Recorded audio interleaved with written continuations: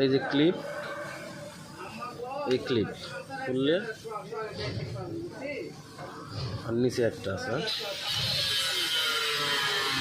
Screwdriver দাও।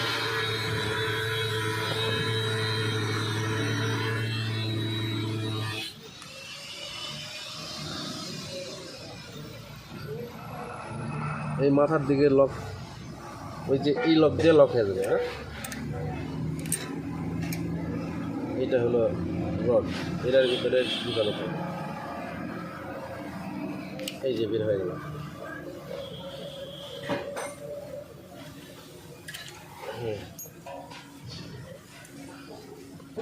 Brake pad শেষ, এখন এটা চেঞ্জ করতে হবে।